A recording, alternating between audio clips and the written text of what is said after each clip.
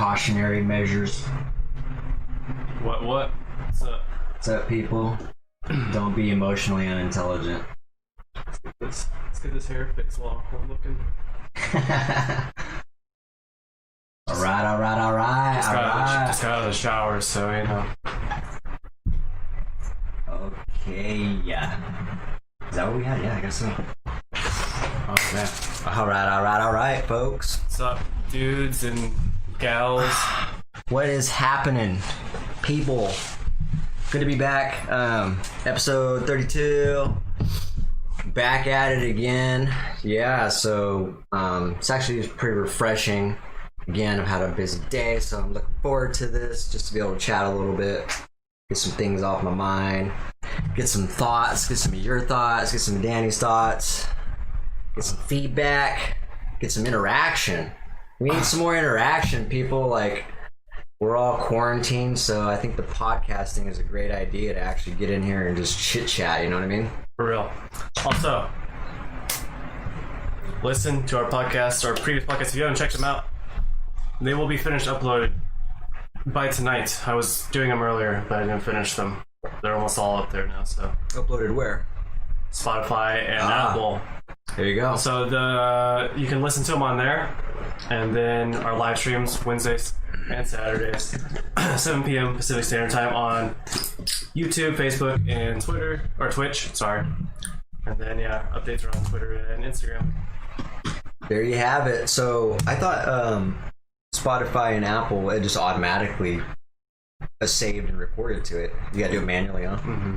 Fuck, crazy. All right, well, that's news to me, guys. It's a pain in the ass. That's why you probably were. I said last time on the podcast I was a few episodes behind on it.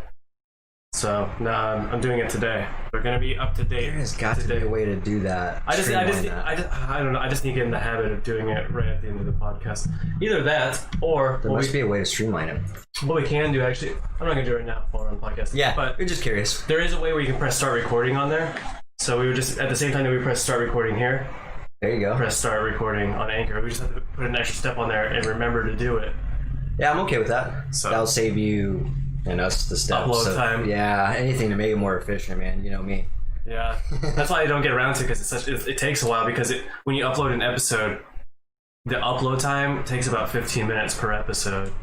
So if you're 4 episodes behind, you're gonna sit there for an hour. Yeah. And I don't really sit there the whole time. I upload it, go play a game, come back, do the next episode, because I'm not just gonna sit here and just stare at the percentage marker. It's like whatever. I'm sure you forget about it too. Yeah. Oh yeah. Yeah. Well, also we don't get that many views and we don't get very many listens on there. So half the time I'm like, oh, whatever. Or especially not gonna if it's not up there. Yeah. Well, I mean, we have 26 episodes on there, so I guess okay. There's something up there. There's episodes that... Oh, actually, we don't have 26. Episode 26 should be on there right now, but we don't have the first 4 episodes or whatever. That's the first 4 episodes, and I don't think we have 7 or 8 or something. 2 episodes that were the mics were... Oh, yeah, we had some fun. So there's a few episodes that we didn't upload there because they were just bad quality. Yeah. Well, that's cool. I'm actually excited about that. It doesn't bother me that we haven't got any views, or it actually doesn't concern me, because I don't even care about that. I'm just all about volume. Yeah. Let's get 100 episodes in and then go to the next goal. Oh, I'm not beating myself up about it. I'm just No, I know, but just so you know, my mindset on that, it's not like I'm in it for the viewers just yet. It's volume first, and then maybe start asking people for some love and interaction. You know what I mean? Be like, hey guys, we've been here a while, you know. For me, it's just I just enjoy the consistency. Exactly. There's a lot of things in my life where I start doing them, and then I'm like, after a while. But this one, we're just keeping it going. I'm so glad you used that word. It's one of my topics today. Literally, consistency. 32. So we've been doing this for 16 weeks. Nice. 4 months. It's not that long.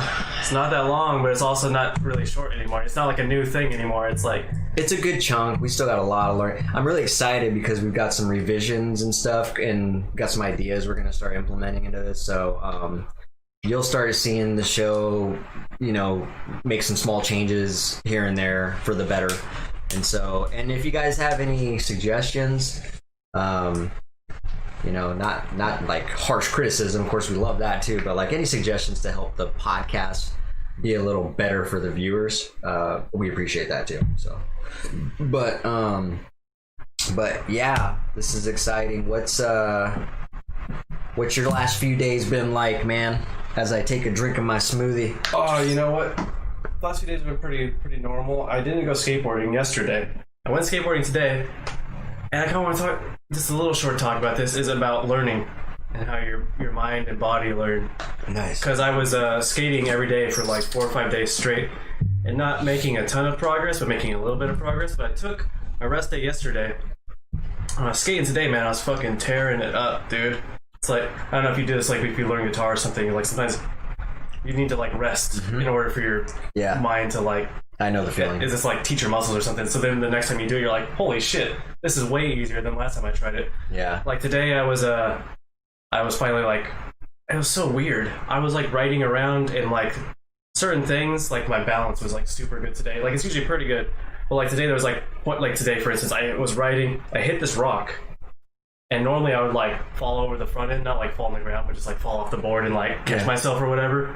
But today I hit that rock and I just jumped backwards and caught myself back onto the board and didn't get off the board at all. Like, I don't know, it was just really weird. Like my balance was like super good. I didn't crash one time. I was like all-ing over obstacles and stuff and like nice doing shit at speed. I landed 5 kickflips in a row, which was insane for me because I'm really bad at kickflips, or I was.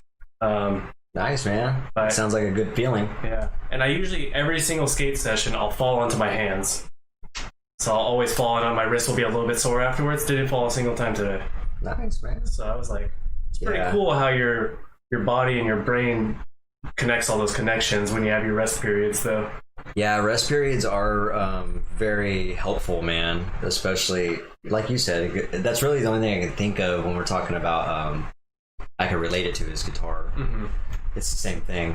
I don't know what it is. You would think that, practice religiously every day, vigorously is the answer, which it is, but it's just as important to take that small break. I think it's kind of like working out, so you probably should do like 5 days a week, maybe like 3 days on, 1 day off, 2 days on, 1 day off, so that we could, because seven is a weird number, but you know what I mean, just so you can break up the week. We have like 2 rest days in the week, so you can let your body and your mind kind of rest and get those connections. There's also a period though, if you let it go too long, then you get the rusty. Yeah, exactly. There's a fine line in that's there. That's why I said break up the rest days. Don't have 2 rest days in a row. Yeah, I just thought about that because I'm like, if you don't play guitar for a month, which that's only happened to me one time. Yeah, I just got my guitar back because I'm going to start writing some music again. Nice. And actually got another dude that actually, I don't know if you know him, but Eddie.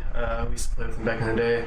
I think I remember that name. Eddie had a beard. He looked like he was like 30, but he was like 17. Yeah, I remember that name actually. Yeah, he plays like a lot of bluesy stuff, or he used to, like a lot of bluesy rock, kind of classic rock kind of stuff. Nice. He's pretty cool, pretty good. You said he used to? What does he play now? I don't know. I haven't seen him in like 10 years, so okay. He might be playing the same type of stuff, or maybe he's, experimented with some other new stuff. I don't know. I haven't really heard his stuff.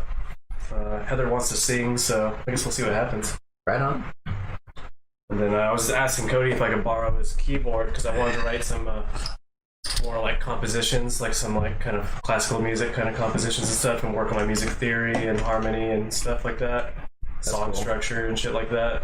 Nice. Kind of that's kind of my what I'm doing right now. So like in all the things that I'm pretty decent at, so like skateboarding and like music right now, I'm trying to do things I'm uncomfortable with in those.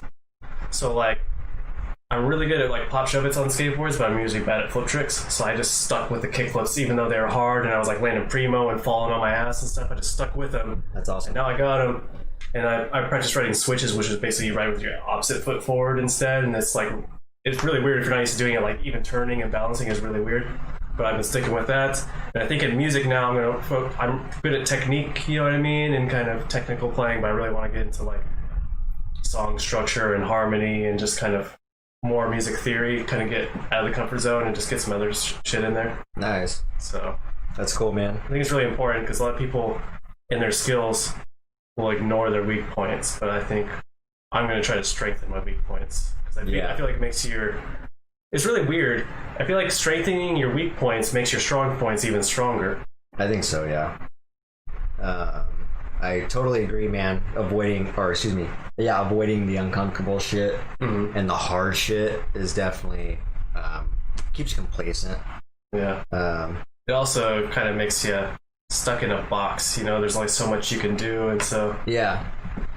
If anyone ever if you ever need to do something outside of that, you've never really experimented with it, so you can't really do it. So. Exactly.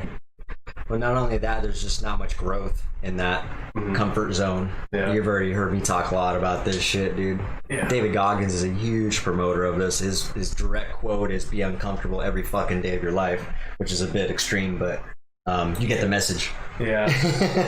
Basically, what he's saying is there's no growth in comfort. Yeah. You know what I mean? Gotta introduce a little bit of uncomfortability. I think what you should do, so if you take like guitar or drawing or skateboarding or whatever, I think you should get on your whatever, start drawing, get on your skateboard, grab your guitar, your instrument, or whatever. Practice the things you do know so you get that confidence boost, you know what I mean? Yeah. And then try to learn just a little bit of something new every time you get on it. You know what I mean? Yeah. Just a little bit. When you're comfortable with something, basically, you're like, okay, I'm comfy with this. Now what's next? Yeah, exactly. Yeah. But also, if you only go into the stuff you're uncomfortable with and you fail at it, you might just lose your confidence and be like, I'm just gonna put the guitar down, or I'm gonna stop skating today, or whatever. So I think it's really important to do the stuff you're good at as well as do stuff you're uncomfortable with. Absolutely, I agree. These little milestones that you need to reassure yourself with, I guess. Otherwise, I can see people getting discouraged with that. If they just dive right into the hard shit all the time, or Yeah. They're like, well, David Goggins said get uncomfortable, and I am uncomfortable all the time, but it's not working. I don't know if that applies to everybody, but I don't know. I see I can see what you mean, and I can see what he means too. And everybody's different too. I mean, there's a different balance that works for everybody. So whatever. If you want to be uncomfortable a little bit, you want to be uncomfortable every fucking day, like Goggins says, and that's your thing. I usually do it different on certain days. So some days I'll do more of my comfy stuff and a little bit of my uncomfortable stuff, and then some other days I'm like, all right, I'm going to focus on doing this hard thing today. You know what I mean? Yeah. And just do a little bit of my comfy stuff. I've been. It's weird. I can't really relate to. Again, I'm going to guitar on this right now for some reason. But that's what you can relate to, right? Yeah. So. But I've noticed I don't know what it is, but I'm like my techniques need brushed up on, even the stuff I was comfortable with. Right. And so I've had to take a little bit of time just to sit there and tremolo or something basic. You know what I mean? Because I'm I catch my hand getting a little exhausted, or my fret hand not cooperating. I'm like, why is this happening? I'm like, maybe I just need to do it a little more, go back to my roots a little bit, because my life is overwhelming. This is exactly what you were talking about, getting rusty. So you've been busy. I'm really rusty on guitar too. But I started getting this feeling today on my skateboard that I related to Heather about playing guitar, because I was I feel really in sync with my board right now, and it's I haven't felt that way since I skated 10 years ago. Yeah. And I was just really in tune with my board. It's the same thing as when you're really in tune with your guitar, and you can feel all the slightest little nuances of your guitar. You know exactly what you're doing. The exact on amount command. Everything's fucking just on command. Yeah. That's how I felt today on my skateboard, and it's such a nice feeling. You get this kind of flow state. You know what I mean? I'm like, dude, this is amazing. Absolutely. I was in such a good mood. I was skating around. I was like, holy shit, I'm landing everything. This is amazing. That's awesome, man. Yeah. You're skating around with your chest puffed out a little bit. I was awing over obstacles and fucking going fast and doing things that I was kind of scared to do, but then I was doing them and landing them. I was like, holy shit, that wasn't as bad as I thought it was going to be. That's dope. Oh yeah, little confidence bumps, right? Confidence boosters there. Yeah. That's cool, man. Yeah, I like hearing that stuff. It's, progress is just exciting, man, in anything. Yeah, it was a lot of fun. And now, since I made that progress, I'm going to consistently keep doing that. So Get you more hungry. Yeah, exactly. I'm like, let's keep pushing it. Yeah. It's totally fuel, man. It's just especially when you're passionate about it, it's this is what I like, and I'm making progress. Dude, I landed this perfect kickflip today, which I tried to do a second time, what I didn't do. I did a lot of decent kickflips, and some that were kind of sketchy, but I landed this perfect kickflip, man, where I popped it and kicked the board, and the board spun around, and like as it was going up, so it spun around and then stuck to the bottom of my feet, and then I brought it back down. Usually it like spins and then I kind of just land on top of it. It doesn't like come up to my feet, but I just did it perfect where it spun and it immediately attached to or it might hit your foot a little. Yeah, and you got to straighten it out. Yeah, no, I know what you're talking about. Yeah, but this one just like stuck spun around. It's perfectly as it was going up, stuck to my feet, and then I just brought it back down. I was like, that was clean as fuck, dude. And I bet that feeling is the best because the gravity and the kinetic energy is just in sync with your foot, and it's just like, holy shit. It's a really nice feeling too, because the reason kickflips are kind of sketchy to stick them is because it's spinning, and if it lands sideways and you land on the board like that, the board could fling out from you and you could eat shit really easily. So when it sticks to your feet in the air, you're like, okay, it feels so nice. Because all you do is just push down with your feet and stick it, right? You basically just straighten your legs out and just put it back on the ground. You're completely confident to put it back down when it does that. You're like, here we go. So I tried doing it again. I got pretty close, but not quite as good as that one. I was like, damn it. I'm gonna get it, dude. My kickflip's gonna be amazing. That's cool, man. Yeah, I do value skate, even though I don't skate. I love skateboarding. I love watching it. I like seeing people.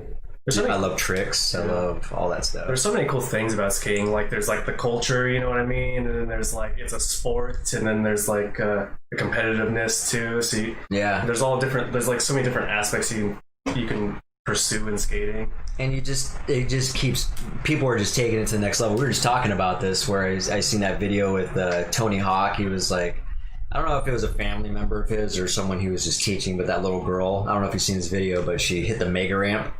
Oh, right. That was insane. I haven't seen that. That's exciting. She probably looks like she was like 8, 9, definitely maybe 10 at the most.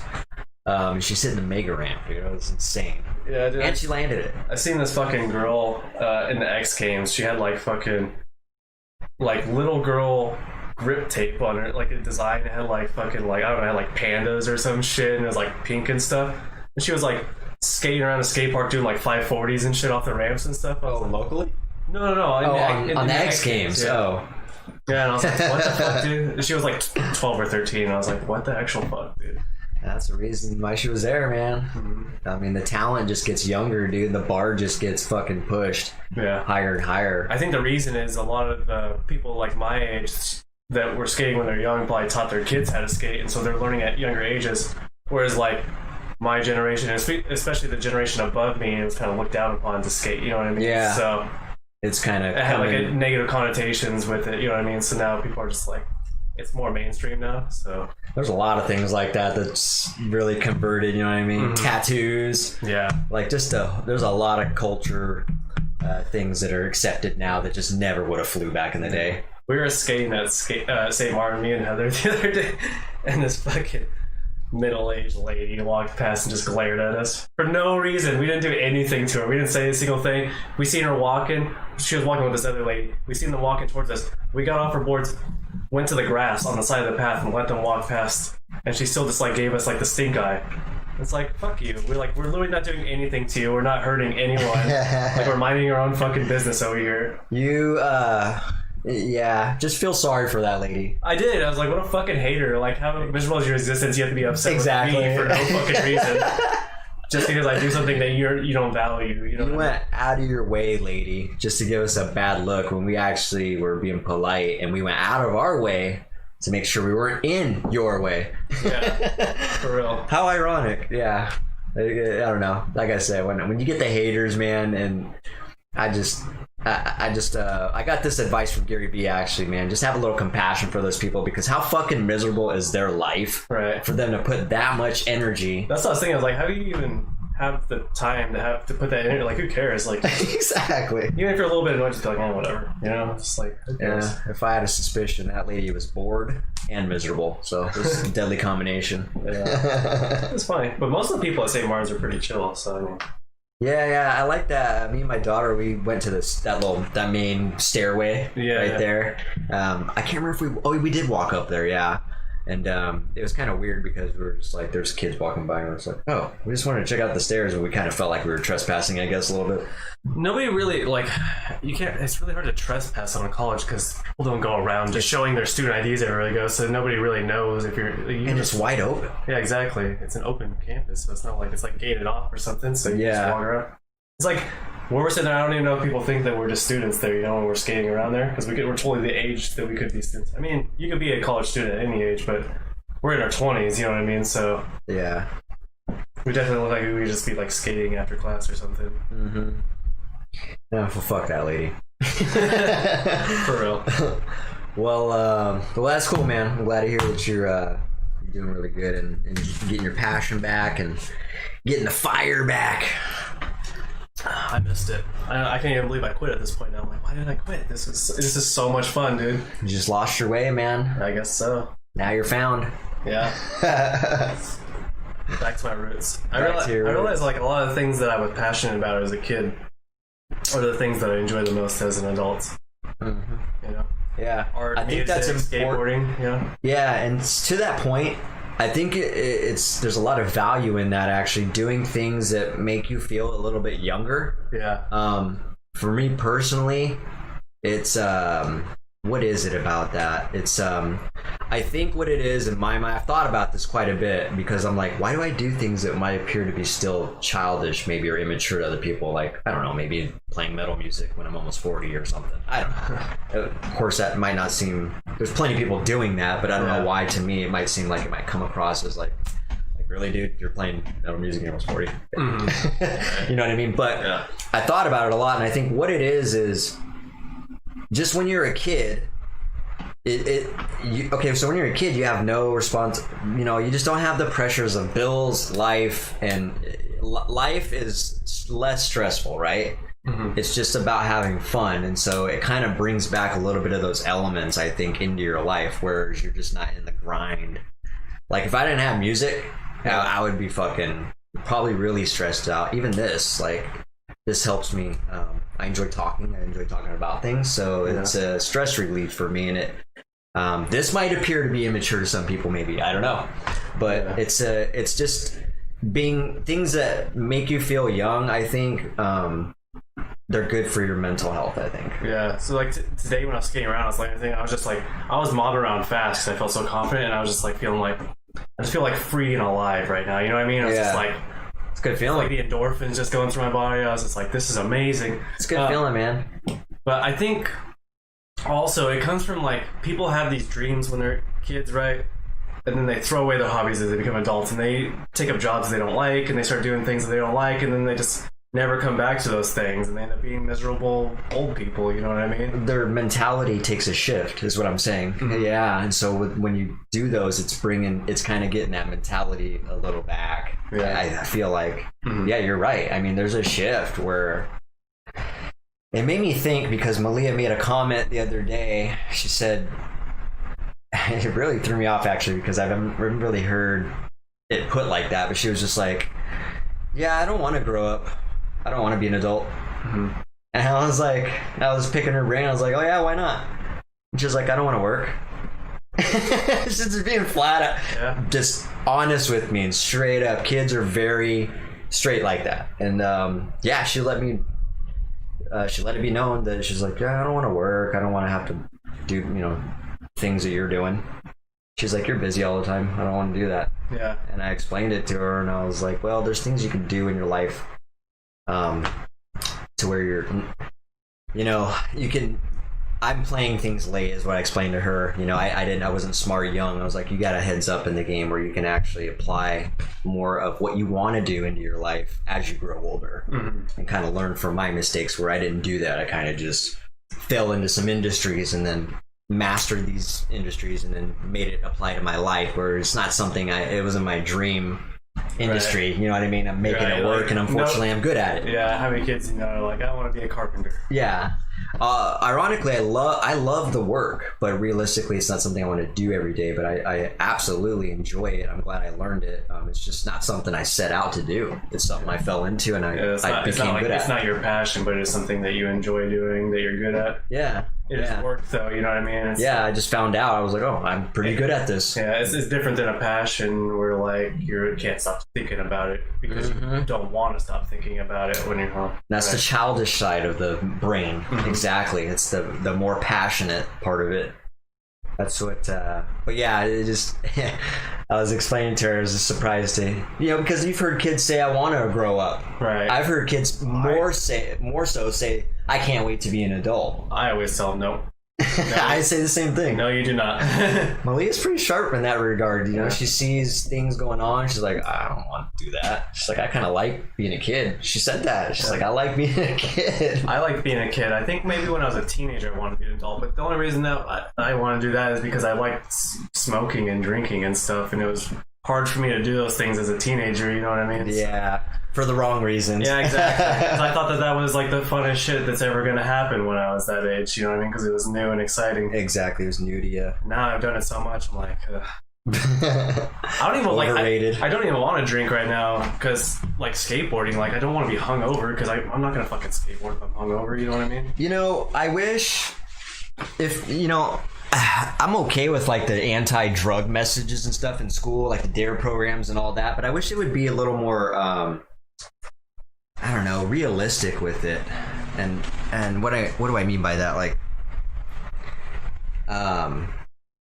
because you were saying, I wish they would just because all I see in those drug and alcohol commercials or, infomercials, what do you call it? I don't know. I haven't watched TV. I don't know if they have anything like that nowadays or what, but, they just list the basic stuff. Like, it's bad for you. You're going to lose your friends, you're gonna lose your family.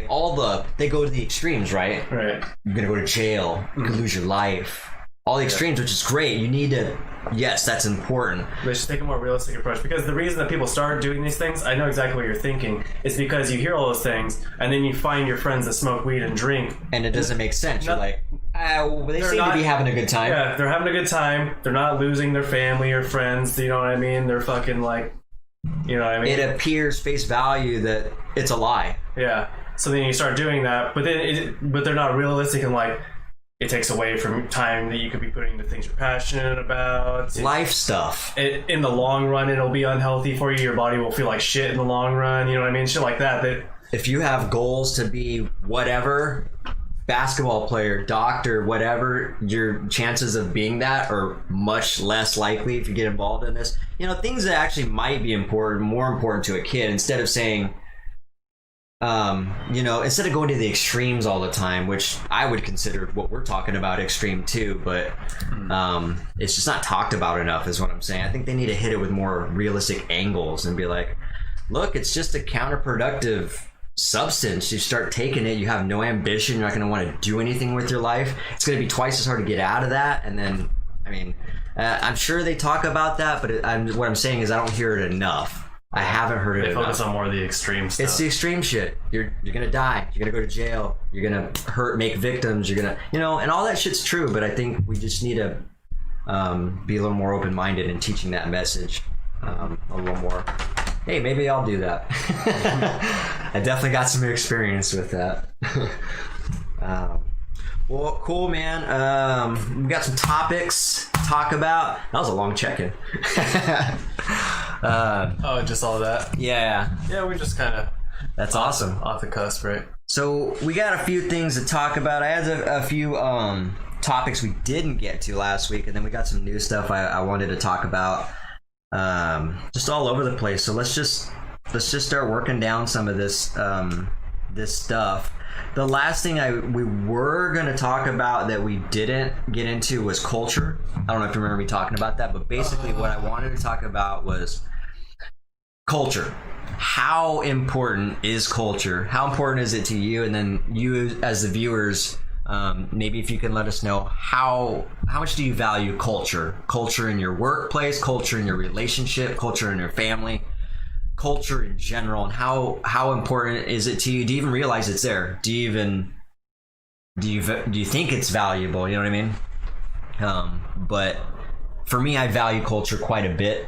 I think it's very important, and it's come to my mind a lot recently because that's what I'm trying to do with my business is build a culture, and it's tough. Mm-hmm. But I realized as I'm trying to build this culture, that's why I'm realizing that's how important it is, because things aren't going the way they should because that culture is not there yet. Right. And so it's such a good representation too, of your organization or whatever association you have, to see people build a culture, be in camaraderie with each other, and things just happening in sync and efficiently. It's like, wow, yeah, that's awesome, and I want to be a part of it. Yeah. Most times people want to be a part of that. Exactly. It's addicting. I know that a lot in the tech industry, they always, in the job descriptions, will be talking about their culture. A lot of like web developers and stuff will be talking about the culture of their businesses. Like, for instance, Valve in Seattle, they have like months paid vacation, and they like they take all of their employees to Hawaii every year. That's awesome. On a company vacation and stuff, and like they have like, you can borrow computer equipment and stuff, and a lot of tech companies like will have like a game room, and like they'll have, you can sit over there and like have fun hanging out with people, and they'll like hang out after work and have beers and shit. So there's a total culture. They're trying to sell you on the culture a lot of the time with these jobs. So it's important. It's attractive. Yeah, and one of the biggest things in getting those jobs is not being an awkward weirdo, because they want you to be a cultural fit as well. So yeah, because they want to keep that culture. So they're like, can you get the job done? Yes, but like he also needs to have a good personality that will mesh with us. Otherwise, we don't want him.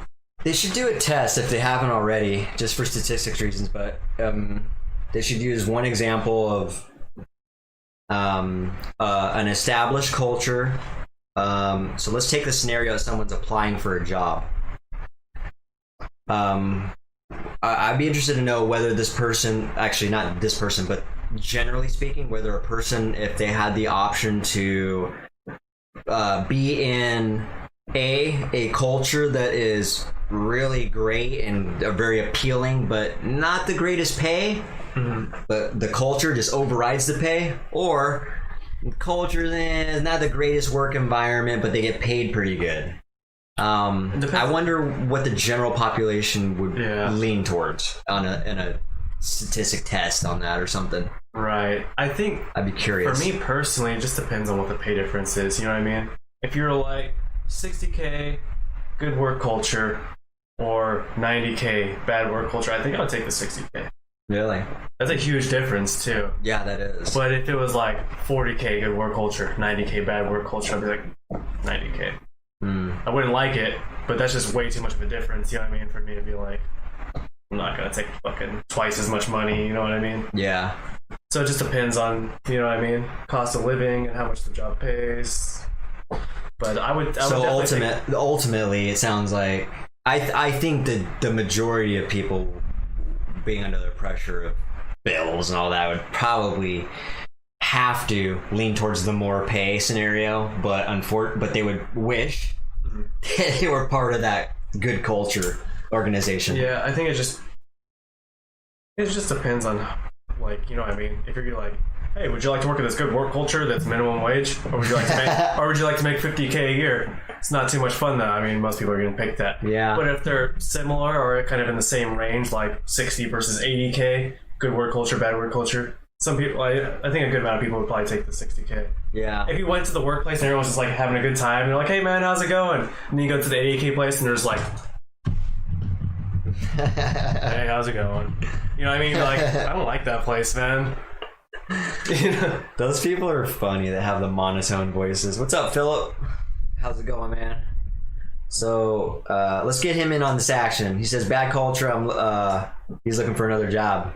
Okay, so he values culture. Sounds like it's good culture and low pay. I'm still looking. Have to find the medium. So like at least a decent culture, decent pay. Yeah. Yeah.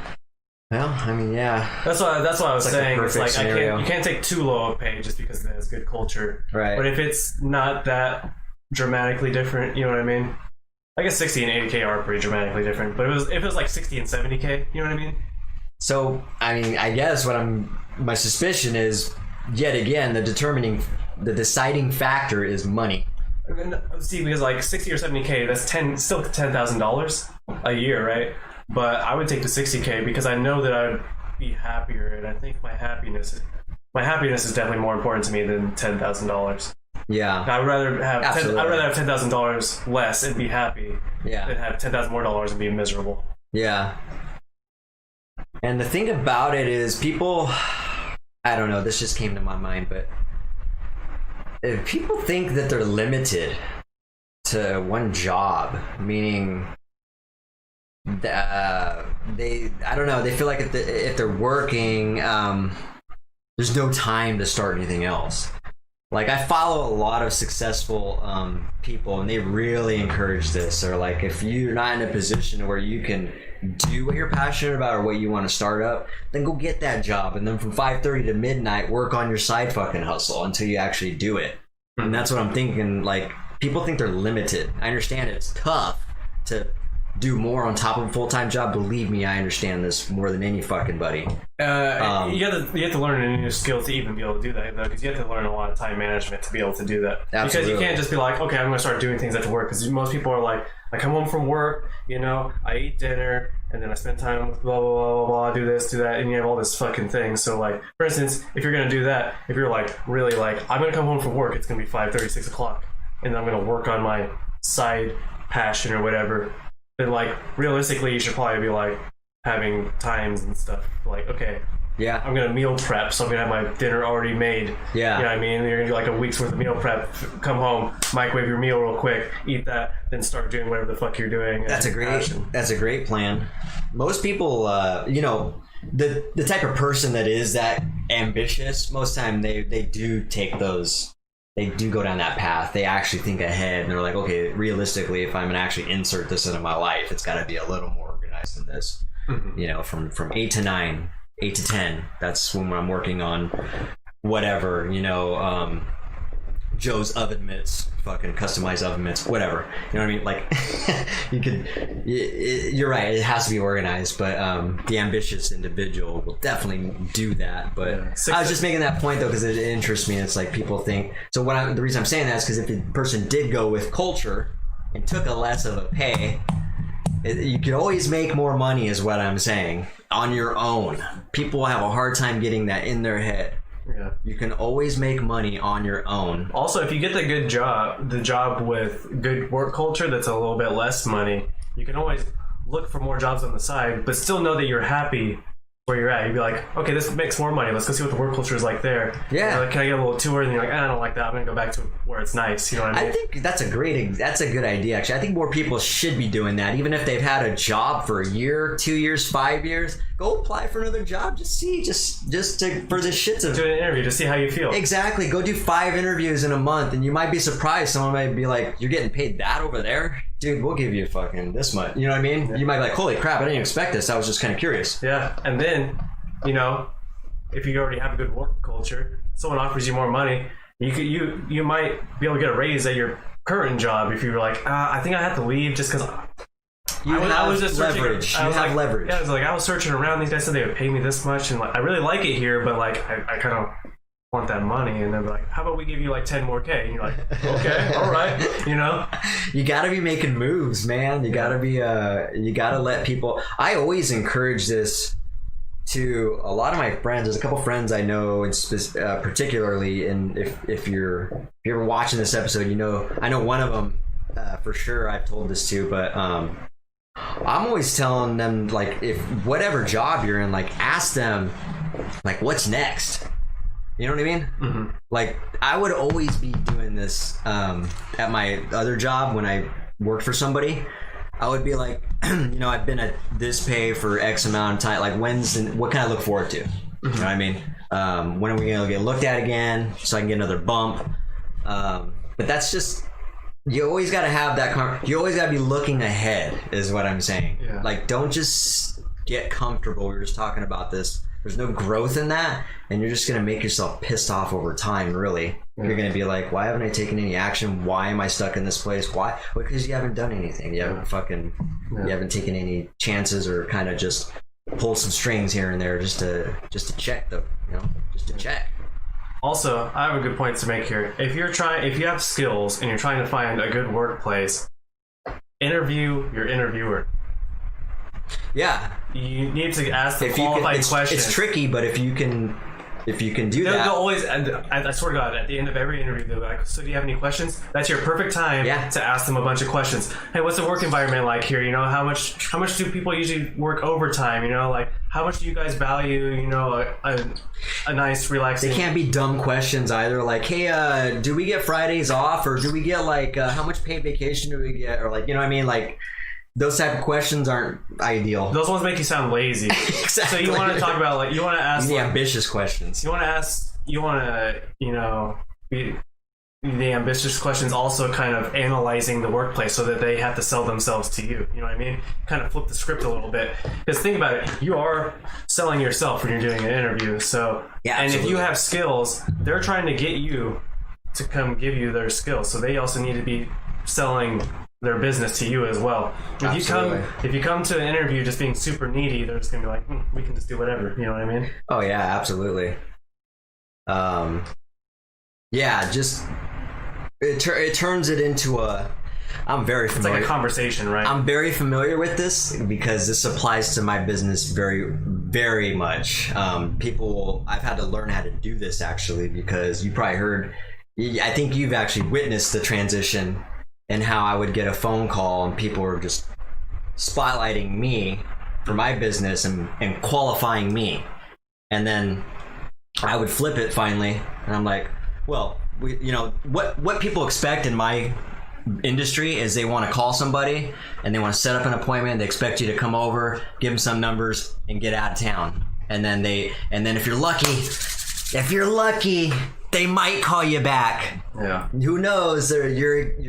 They call it the bid wars. I don't even play that game. Like I flip the script and I qualify them. This isn't my business getting qualified. We're certified professional industry installers who are very confident. And so I've designed my business to where I'm qualifying them. I don't just do business with anybody. I'm at a position in my career where I can actually pick and choose who I do business with. And I let that be known. I've actually said this many times to people and they're like kind of taken back by it. But it's a strong position and it shoots your status up real quick too.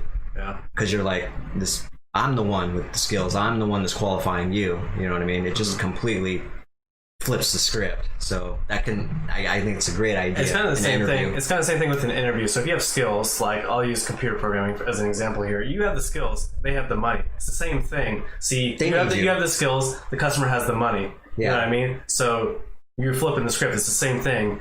They need you because you have the skills. They don't have the fucking skills. You know what I mean? They need you. So you know what I mean? Flip it on them. Don't be so needy. Make them need you.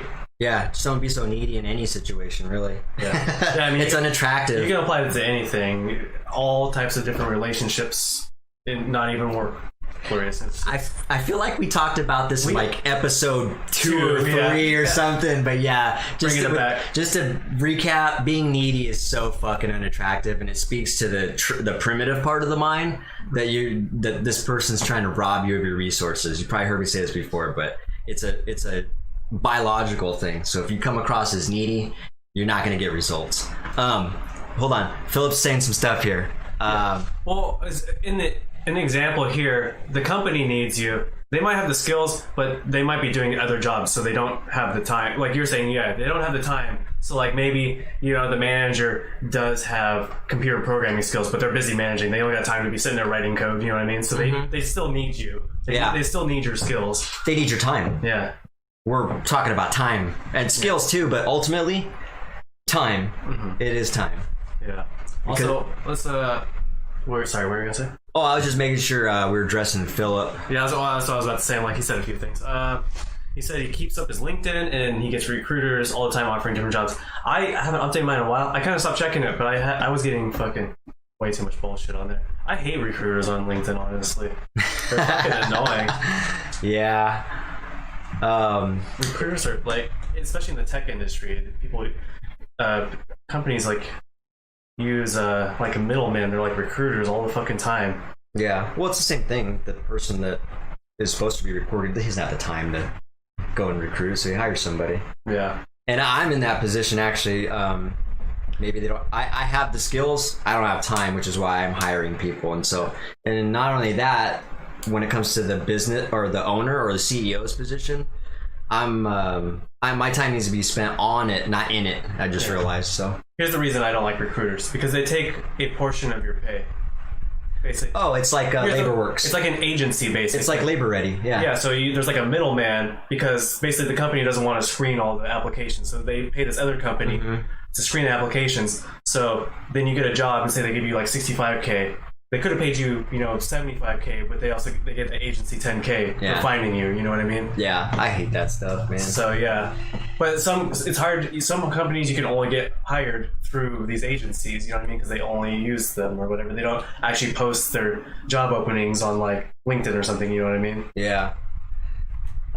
So you'll get recruiters. Be like, hey, I had this job. Like for instance, I had a job interview for the city of Tacoma. Be a programmer. It wasn't posted anywhere online. But a recruiter asked me, and then I went and did the interview in Tacoma, down in the city center. Didn't get the job, but yeah.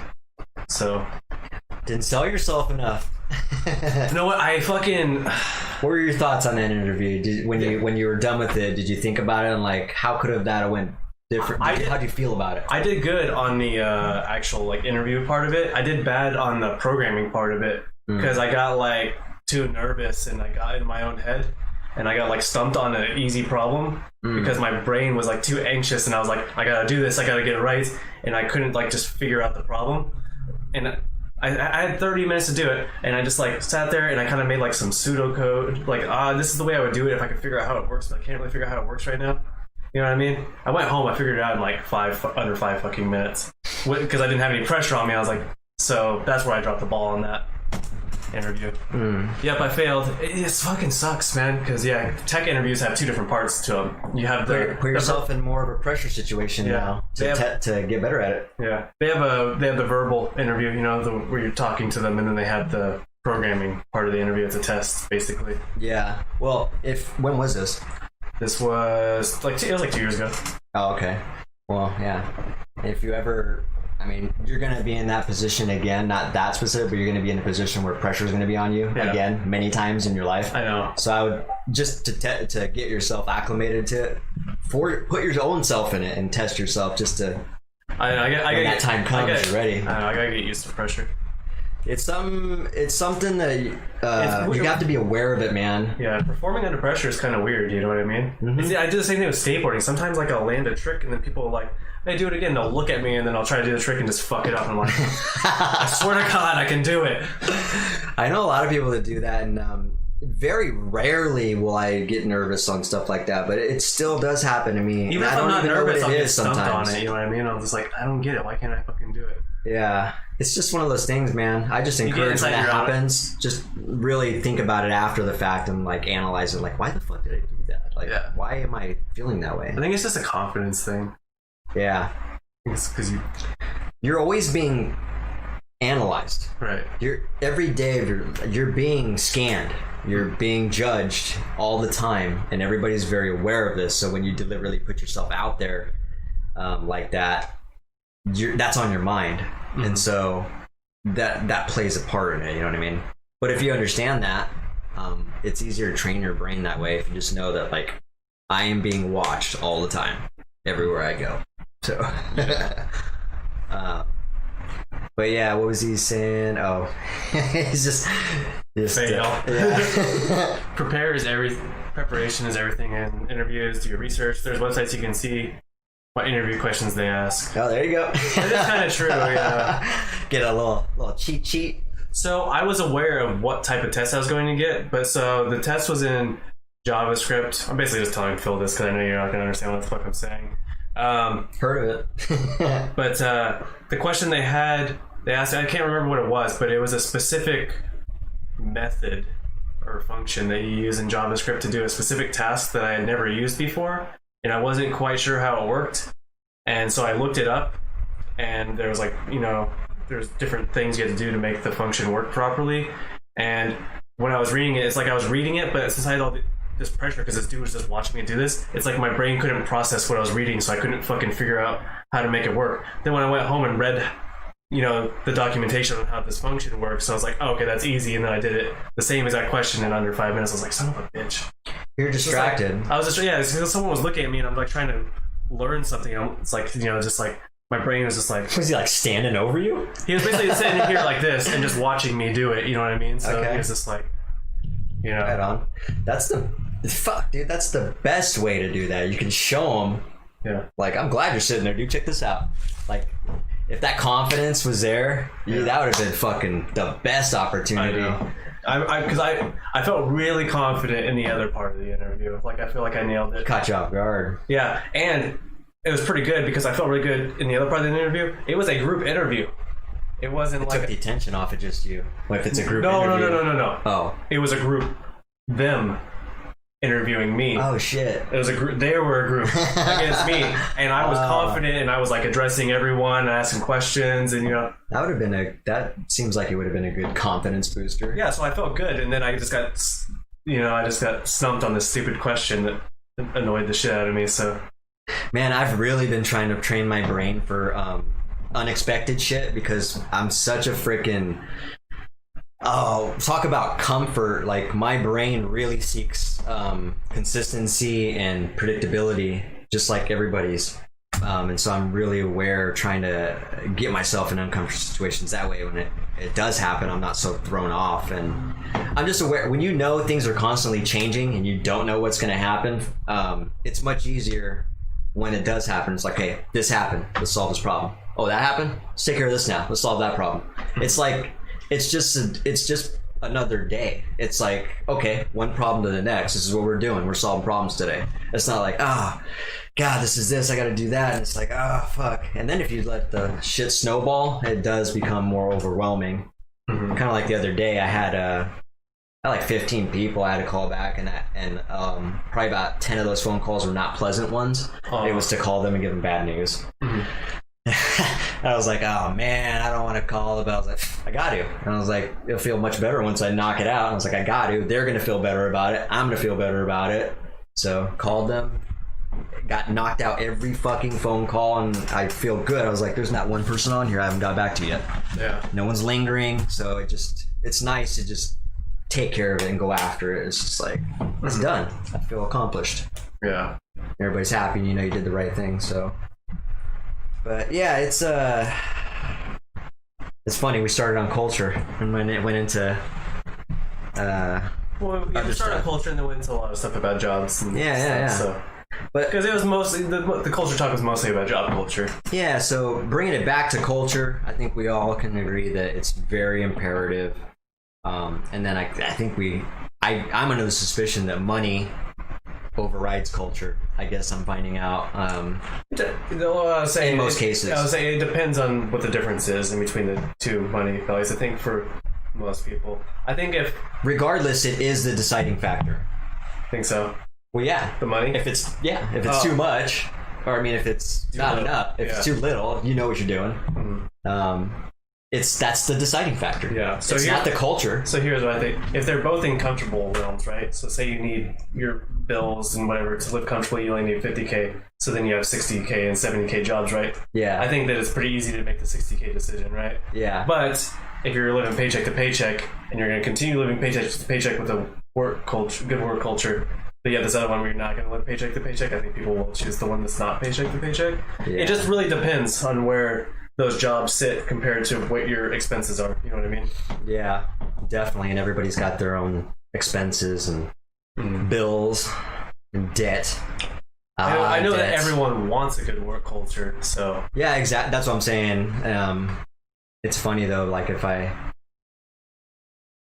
if you gave someone just a straight answer, like, what do you look for first, money or culture? What's your answer? Mine's culture for sure, but there are some people that say money. I bet you. I think on the average they would say money. Yes, fucking Dan Pena, he would say fucking money. Well, of course, because he's just a fucking weirdo. He's money hungry. I was watching this guy called Tom Nash on YouTube. He basically looks into all these social media mentors and like, this is what he did for a living. He goes into the files and finds out what their real finances are with the business, who's funding this, how much money they actually have, and what they're worth, and basically find out if they're full of shit or not. And he did one on Dan Pena, and it was hilarious, dude. It's just like, because Dan Pena calls himself the $50 billion man or the $1 trillion man now, really. But there's no way. When he was asking him questions, he come to find out he's actually only $450 million. Which is and nothing. All that's not even his. He's got shareholders. Yeah. So it's not even all his. I know. Well, we were looking that up too. Remember when I looked him up? I was like, it doesn't say he's worth anywhere near. And then they broke down. It's funny because he broke down the podcast on Logan Paul's podcast where he was on there. Yeah. And I forgot Logan Paul's mate there, but he was asking. He asked him 3 times. He's like, Dan, I need to know how you made all your money. And he diverted and didn't answer. He's like, Dan, this is the 3rd time I've asked you. I gotta know how you made your money, man. We can't be losers forever. The show was funny, dude.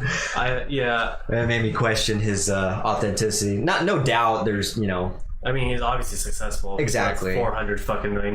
But I don't know why he needs to flaunt like he's worth 1,000 times as much. You know what I mean? Plus, we know who the richest people in the world are. Like I forget his name, but the owner of Amazon is worth like 200 million. Jeff Bezos. 200. Oh yeah, Jeff Bezos. He's worth like 200 billion. He's the richest man in the world. So if Dan Pena was richer than that, we would know. Yes. Because people keep track of that shit. Well, I don't think he never said he's the richest man in the world or anything. But well, I'm saying if he had $1 trillion or 500, he would be richer than Jeff Bezos. I think when he says that in assets, I think he means in assets, not like liquid assets or whatever you call that. I don't think Jeff Bezos actually has $200 billion like in a bank account. Probably not. That's no. probably with his assets and shit too, like his company worth and stuff. You know what I mean? Like his share. You know how much the shares in his company are worth and shit. So yeah, his worth exactly. Yeah, it's interesting. So Phil said stupid money. It is stupid money. You don't need $200 billion, dude. Like, you can never spend that much. When's enough, man? You can literally spend millions of dollars every day and never run out of money. Like, trust me, I'm money hungry, but there isn't enough for me. There is. I want to comfortably. I want to live with. I want to be able to provide a future for my daughter, set up a culture I was talking about, and provide some jobs for people. And then, a good amount, and I'm good. Like, I don't need to try to take over the world or fly to Mars or anything like that. Yeah. But although I love Elon Musk's ambition, that guy's really inspiring too. Elon Musk doesn't want to fly to Mars, though. I mean, I guess he would. But, what's funny is he makes the rockets. And they're like, are you going to go? Oh, they were talking about commercial flights.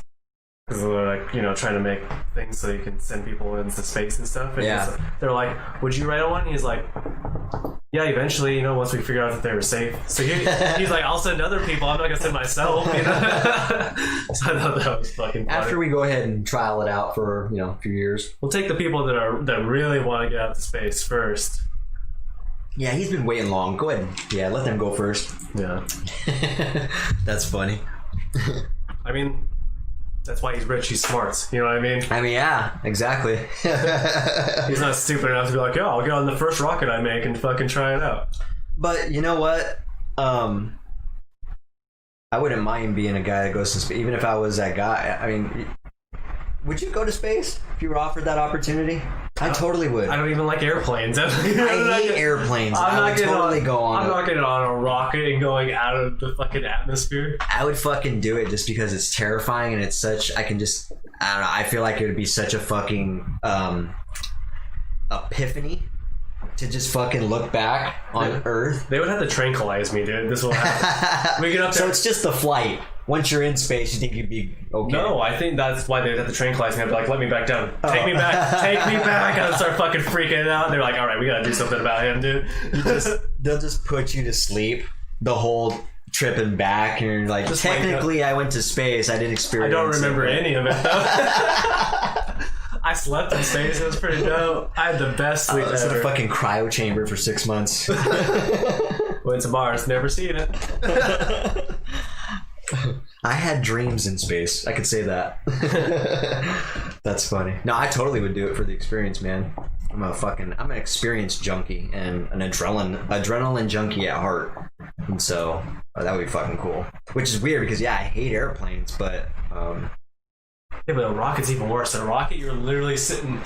I know. Facing straight up and just G-forces just like slamming you in the back. Yeah. Hey, 7. Can you stop counting? You're making it worse. Right? Can you imagine how intense that is? The countdown there. It's like holy shit. Yeah. Then it fucking takes off. You're like, Oh you're god, sliding I up. imagine that's such a fucking intense amount of G-forces and pressure and fucking just stuck to your chair. You're like, Jesus. it's like being on the Gravitron. Seems Or intense. worse. That would be so intense. Yeah. Yeah, I don't know. It's exciting. Then you look out the thinking about it. window and you just see the Earth. That would be. That's the moment I think that would really be cool. I actually would love to be in that position. Would you just do to a look out spacewalk? there. Fuck no, I don't know if I do that. I just want to get the visuals, and I just want the perspective. Yeah. Does that make sense? Yeah. I like perspective. It's like standing on top of a fucking mountain and looking at everything. You get a different perspective of stuff. Yeah, exactly. Philip says, or when they separate the bottom half. Exactly. Those moments when shit's mechanics are being, disconnecting stuff, and like now you're actually getting in orbit and gravity's no longer. And it's just like, oh my god, that transition. It's like, holy shit, this is crazy. Can you imagine just being no gravity, just floating? That'd be so cool. You know, it's actually interesting. I don't know if you know this, but like the space station still has gravity. Does it? Yeah, they're basically cheating gravity. I was just gonna say they must have format. No, what they're doing is basically they're just falling to the Earth. So I think they're going this way, Yeah. but they're going this speed fast enough, so they're basically missing the Earth as they're falling around it. So like think about, when you're on a ride, you go on a ride and then the like seat drops out from under you and you feel like you're floating. Yeah. That's basically what the space station is doing permanently around the Earth. It's basically moving fast enough forward that while it's dropping, it's going around the Earth instead of falling into the Earth. So Interesting. yeah, it's giving the illusion of no gravity. But That's- it's still close enough to the Earth where it's affected by gravity. If it stopped moving forward, that's how they would get it back into the orbit if they wanted to. They were like, we're gonna make a new space station, we're gonna burn this one up. They would just slow it down somehow, and they would just fall into the atmosphere. Oh yeah. And let gravity actually do the work. Yeah, That's insane. Yeah. Gravity's a trip, man. Just- yeah. You'd have to be you'd have to be way farther out for gravity to not affect you by the Earth. That's crazy because the closer you get to Earth, it's like the magnetic pole. You know what I mean? There's like a spot where it just gets stronger and stronger. You know what I mean? As you get closer, and then it just fades as you get further away. That's so crazy. If you could like see that on some kind of graph, like the aura of it around the Earth, Yeah, that'd be cool. Interesting to kind of see that. yeah. They still don't 100% know what gravity is, though. Mm-hmm. Like, they don't know how to really like see it. You know what I mean? So Measure it. yeah, it's like, Yeah, it's immeasurable. yeah, it's like, well, I mean, you can measure its effects, but you can't like see it. You know what I mean? Yeah. It's like light, for instance. You can see light, and you can see even spectrum, like light rays that we can't see with our eyes. You know what I mean? They have tools for that, like X-rays and infrared and stuff. Yeah. Light spectrum that we can't see with our eyes. Yeah. So we're able to see that, but we're not able to see gravity. Like we were like, there's this force, but we don't really know what's causing it, though. But it's there, and we know how strong it is, but we don't know why the fuck that's happening. That shit's fascinating to me, man. It's crazy. There's too many things that are. You know what I was saying? Remember how I was saying, what if we lived until 200 years? You know what I mean? It's a shame we only live 60, 80 years or whatever on average. I was thinking, I was like, that would be cool because if you did live 200 years or whatever, you would have more time to master crafts and learn stuff and just get smarter in general. But I thought about this after the fact. I'm like, it's hard enough keeping memories that long. Now you have that much more memories to keep track of, you know what I mean? Yeah. It's like, holy shit, that was 180 years ago. That memory's probably... Yeah. Do you ever run into people and they're like, "Hey, what's up, man?" And you're like, Oh man, "Where'd I know you from?" it's been a while, but that has happened to me It's a a few weird times. feeling, Yeah. man. I always feel bad because like they're like, "Hey, Danny," and I'm like, "Who the fuck are you?" I'm like, "You look familiar. Who are you?" Yeah. So check this out, man. That's happened 2 specific times that I can think of. One specific time that was really memorable for me was, so when I was, God, how old was I? 12? I was in a foster home for almost a year with a different family, bunch of hillbillies. They were raising cattle, roping horses. I mean, this is straight up country family, and I lived with them Did you like it? Almost a year. Yeah, absolutely. I acclimated myself and did all the activities they did. I was also into big country stuff at that time. Yeah. Interesting. It was interesting, yeah. But the reason I was saying that was because I had foster brothers and sisters in there, right? And I knew them very well because we lived together and we did everything together, did activities together and stuff. Fast forward, God, 15, maybe longer than that, years later, and I was around this, there was this brother and sister that were there that I was really fond of, and they remember me very well and stuff like that. So I was it was some friend's house, and there was this girl and her brother there, and they looked so familiar to me. Just they also said the same thing to me. They're like, God, I feel like I know you from somewhere. And I also like, your face looks so familiar. It just all of a sudden, as we're talking, the girl, her name was Jessica at the time, she just fucking, I swear to God that she had food in her mouth or something, and she like literally dropped it out of her mouth, and she was like, oh my, holy, and she just like freaked out. She's like, holy shit, you're Benji. And I was like, yeah. She's like, I'm Jessica and Jimmy. And then when she said their names, it just clicked. Yeah. It just clicked, and I was like, holy shit. That's crazy. We couldn't remember until you guys are like basically siblings. For a little bit. Yeah, but she was so shocked. It was this ironic thing that we just couldn't remember at all until she sparked it. She was like, "Holy shit, I remember you. Remember us?" And then it's like in your weird part of your brain. Yes. It's like in your brain's like. She had to pull it out. Yeah, she had to reach in there and pull it out for me. I was like, "Holy shit, I do remember you guys." And those memories are the weirdest. You're like, I didn't even realize. It's a lifetime ago. I forgot that memory even existed. That's what I was saying. Imagine living 200 years. Those are gone. Unless our brains evolved with it as well. I wonder if like there'd be long periods of time. You're like, I forgot like a 30-year period, man. I don't even remember that. Like, remember that one time you were married to that one bitch for like 30 years? You're like, who? Holy shit, I forgot all about her. That was 200 years ago, man. I forgot about that. I've been married fucking 8 more times since then. Holy shit, dude. I did like her a little bit, yeah. Right? You get more relationships, you get more children. Oh, boy. Yeah. She died 120 years ago. You're like, oh shit.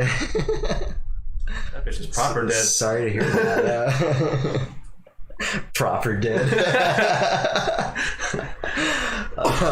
That's funny.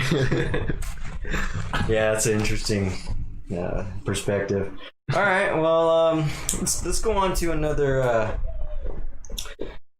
topic. We talked about self-care last week. We talked about time crunch. Dude, I want to talk about Tom McDonald's fucking video. Have you seen it yet? No, I don't even know what that is. Oh, man. I'm going to show it to you after this. I won't get into it. So we'll revisit this then and get his review on it too. But just to get you, Philip, best divorce you've ever had. Don't even remember it. That's funny. So yeah, Tom McDonald is a rapper. Oh, okay. The dude's got like dreadlocks. He usually wears like black contacts, lenses, and he's definitely got a very specific look. Interesting. But he came out with this video. It's called "Stupid People," or "People Are Stupid." Excuse me. It's very thought-provoking, man. The shit he's spitting on there is very thought-provoking. It's all relative to today and times and all that, and so we're gonna have to watch it because it's actually funny. Okay. And it's entertaining too, and it's very clever. Like I said, you know me, I'm very picky with my raps, and I really enjoyed it, man. It was really clever. So I thought it was excellent because of the shit he was saying, and the way he was rapping it was really cool too. I was like, oh, it's fucking creative, man. Not only is he getting his message out there, but it's flowing very well to the ear as well. You know what I mean? Yeah. So I was like, this is great, man. But I guess that song went viral and beat like Cardi B and all the other mainstream people that were up there for a while. All the stupid people are like, yeah. And they're self-funded, I think. They did all that shit themselves. Right on. So pretty inspiring, actually. Shows what you can do if you just grind and consistency. Let's just say that word again, consistency. I would play it, but if we do, we might get the whole thing cut off. I wish I could play it, Yeah, we'll get our like shit taken down, or we'll get the video censored. Yeah, or they won't even. They'll what would you call that? we definitely can't put that on Apple or Spotify if we do that. So They would flag it. Yeah. I forgot what you called that, but yeah, I wish we could start doing that. And ironically, they did that to one of our videos a couple videos back. Did you see that? they've only been doing it on Facebook, and I feel like it's from that lo-fi. So we should probably just message them and be like, "Hey, yo, Yeah. it's royalty free." Bro. It's only been a couple times though. I'm like, why would we be okay for 25 episodes and then all of a sudden one's not? I don't even know. We're using royalty free. We gotta make our own music eventually, huh? Just a little track. Yeah, Hey, if you're getting a keyboard, yeah, exactly. I'll make up some stuff. let's make a beat, dude. Mr. Evil Santa Claus is back. Hell yeah. Maybe I'll get up on it, dude. Throw like a basic little lead on it or something. Mm-hmm. That way we can be like, hey, dude, we made this song. This is our own shit. Yeah, definitely. Keep shit in house if we can. But then they won't be able to be like, we muted your video. You're like, bitch, I made that. bitch, that's mine. That's my fucking song, dude. Stole from myself. That song is literally called The Virus, you fucker. Like, what the fuck? Copyright, yeah, exactly. So let's dude, I just realized I have a love for oldies music. This is kind of a random thing here, but I just want to real quickly put that out there. I didn't realize that. Well, I did know that, but I kind of forgot. I have no idea what it is. It's feel good music for me. I don't know why. But some oldies music makes me like sad, does it? like nostalgic. But it kind of goes. I'm gonna get into my little weird hippie shit. But I believe in like reincarnation. So, but I get like really sad and nostalgic about some songs that are way before I was born. So I don't know why, because I wasn't alive when the songs came out. So they don't have like any thing that I'm connected to that should make me sad or whatever. But for some reason, Except for what the artist is conveying to you. So that might be he's it. trying to get a connection, and it sounds like he got to you. Yeah, Or she or whoever the artist was. Yeah, a lot of Beatles songs are like that for me. Yeah, that's what I'm saying. I've been listening to a lot of Beatles, I a lot of Van Morrison, a lot of Four Seasons or whatever that was called. Just a lot of. Beatles are definitely my favorite classic band, man. There's just so many good songs. It's unbelievable. But I was thinking about it, and the reason why I said that is because my truck was in the shop yet again, and I had a borrowed car, and they had it automatically on Sirius XM 60s, and so I was like, all right, I'm not gonna change it, and I had it for like 3 days. Just oldies all the time. Like this is vibing. Yeah. Like you don't hear people playing oldies too much anymore. Mm-hmm. And like I don't know, I just enjoy the vibe and the feeling of it, the sound of it. It's very basic. It's raw. It's roots. I don't know, and I think I grew up on it because my mom listens to a lot of oldies, and she did like it. Maybe that's also plays a part of it. It just reminds me of being a child, maybe. Yeah, I know my grandma Laura loved the Beatles, so maybe that's what it is. Oh, really? Every time a Beatles song would come on, we were driving. We like to go on a road trip, so drive down to California or whatever, and every time a Beatles song came on, she'd be like, "Oh, I love this song." Turn it up. Nice. So maybe that's part of the reason why. Yeah, dude. Reminding me of my childhood or something. You know what I mean? Like the feeling of like just being happy as a child. Maybe that's what I'm getting sad about. Hold on. Let's question before. Wait a second. There you go. One episode. You guys got to rap. You gotta learn how to rap. Yeah, maybe. I could write raps probably, but freestyle. You gotta. My mouth. I cannot fucking talk that fast. It's so weird. I probably could rap. I'll say you probably could. I don't think I could, but I could try to learn it. And to be honest, I could probably come up with some pretty creative lyrics because I've done it before for metal. Like I wrote like a sheet of some lyrics sometimes, and I'm like, holy shit, these are actually really good lyrics. Because I read it afterwards, and I showed Snake some of them too, and he's like, this is really good, dude. So can I use some of this? You're like, well, I'm not going to be singing this. So yeah. Yes, you can. Just crazy shit. I don't know. My mind always provokes thoughts, and so I like using provoking words as well with that. So if you can utilize that very well, you can really get the mind going. I don't know. I feel like if I really could have put my mind into rap back in the day, I would definitely be into it. I'll do mine more like spoken word. Like it's more like poetry rap. You know what I mean? Like God, what was that guy's name? He was all famous for a while. Now you haven't heard his name ever. You know what I'm talking about, huh? Mm-mm. He was like, he did poetry rap. He was just like, hi, my name is this, but I really miss you. You don't remember? No. Oh my God, if I said his name, you would totally remember. God damn it. I'll make the Somebody please help me out with this. This guy that did poetic rapping. And then he would kind of like amplify as the climax, you know what I mean? Start pumping it a up. little bit more energetic. Yeah, but it's still relatively stuck with that format. It was poetic. Yeah. The reason I was thinking that is because I could probably get pretty creative if I learned some basic poetry, because I used to be pretty alright at it in grade school. So, but it's been forever, you know, almost 15 years or some shit, you know what I mean? So I think if I gave that a try, then I could write some good lines and then just rap them probably. Hell yeah. Or, you know, we really do. One of these times, me and Danny are just gonna have to like, I don't know, maybe make some. We either have to write a song or just freestyle, maybe, or something, just to kind of jam. Or with their guitars. Yeah, Yeah, I'm down. you need an acoustic. I know I had one. I can get a new one though. Yeah, you need one, even a cheap one. Or I could use Heather's too. Okay. If you wanted to do that. Yeah, because that'd be pretty cool. The cool thing about acoustic is I think it'd be great for this condenser mic, and it'd pick up really well. Right, yeah. That's why I'm excited to get Brando or Edgar over here and play a song and stuff, because I think it'd pick up really well. Speaking of which, did you talk to Snakes about getting on the cast again?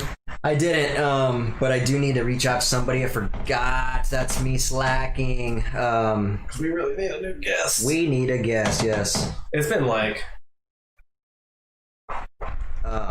what, 12 episodes since we've had a guest? Josh was our last guest. What was it, like episode 18 or some shit? Was it? Something like that. Okay. Yeah, it's been a while. So We're on episode 32 now, so we'll see what's up. Philip, to answer your question, did I ask my worker about speeding the other day? Yeah, I did. Yeah, he was like, I wasn't going 70, maybe 65. of course. No one ever owns up to anything. It's so obnoxious. He's like, did you see me throwing the beer bottles out of the window too? That's funny. I was like, yeah, that's funny, dude.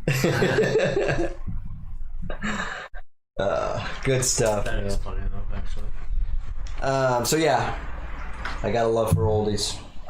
Me too. Let's talk about this protesting again, just because I don't want it to go by many weeks by and then it's irrelevant. But basically, I just heard again about, it's been a couple weeks now, but I don't know if you knew, but the NBA teams did a boycott and didn't want to play basketball because of the protest, because of the God, there's so many fucking shootings now. I think it was because of the shooting, the Kenosha, or not the shooting, the guy that was, the guy that was shot in the back 7 times. Right. Because of that. They're not playing? They didn't play for 1 game, yeah. Okay. I don't know if it's more games than that. I just heard of the 1 game. And I think the baseball guys did it too. But Philip, he was 70 plus. Emphasis on the plus. Right? Emphasis on the plus, man. Well, he knows now, so I let him know. I'm like, hey, don't be speeding in my truck, man. Yeah. But what was I talking about? Oh yeah, the NBA protesters. So they protested that. So Trump had something to say about it too. He was saying, it's not good for sports. It's not good for the country for them to do that. They've become a political organization now.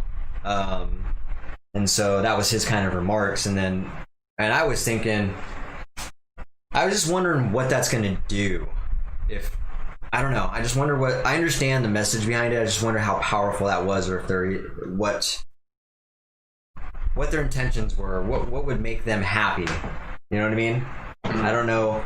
And then my other suspicion is, if we had people in the stadium, do you think they would have not played? I don't think so. They would have just the pressure of everybody there. They would have paying. They would have had a moment of silence. Is what they would have done. Exactly. Which I still feel like that's fine. You know what I mean? That's respectable. Yeah. So yeah. Again, I'm not hating on the boycotting and then not playing a game. It's just, I wonder what the real intention was. Is it just a statement I guess so. of power? Like, hey, we're the players. We decide what we're doing, type thing. I don't think We it's have that. the control. It's like a strike. It's like a union strike. It's like a strike, yeah. But it's like a civil, you know what I mean? It's a Yeah. movement, you know what I mean? They're trying to make it more of a movement, you know? Which I mean, it already is a movement, so. Yeah. But the timing was okay. Here's my thought. I'm not trying to think, like, why does that seem weird to me though? I don't know. Like, I'm okay with it, and I just realized it right now. Why? Because we don't have all the facts. Oh, right. Why are you doing this when you don't have all the fucking facts? Right. That's what it is. They had skipped a game for George Floyd or whatever. You've been like, okay, that makes perfect sense. We have the facts. Yeah. Yeah, exactly. There's not all the facts. What if you find out that the guy that got shot in the back, what if he did have the knife? And again, there's people saying, well, he had a knife. You could have been, you could have tackled him. And I think I even made that comment, and you're like, well, he could have been stabbed, But yeah, I think that's a huge factor. Yeah, and also You should wait. he got shot as he was reaching into his car door. He could have been grabbing a gun, so who knows? You should wait until you get all the facts before you start making drastic statements like that and drastic moves like that, I think. Yeah. Because you could be wrong. And I understand. They look a little weird. Not really. That's what I think. My suspicion is, even if they're wrong, they're like, oh, well, our hearts were in a good place, and our intentions were right. I guess that's true, but the damage has already been done, and obviously there's no damage in this because nobody's in the stadium. But you get the point. It can be used in any context. You know what I mean? If you don't have the facts, whatever action is taken. Yeah. Well, here's the thing. It actually will have negative content. We're not like, fuck the fans. Like, who cares? But it got the negative connotation, like, like through the state, like whatever about the stadium. But it could have this kind of negative impact. Say the dude was reaching for a gun, the cop shot him, stop him from killing him. You know what I mean? Yeah. And then, whatever, they protest this, stop the game. You know what I mean? Now their fans are like, dude, fuck the cops. You know what I mean? But the cops were in the right. If they end up being in the right, they basically gave everyone the wrong message, and now people have formulated their own opinions based on wrong information.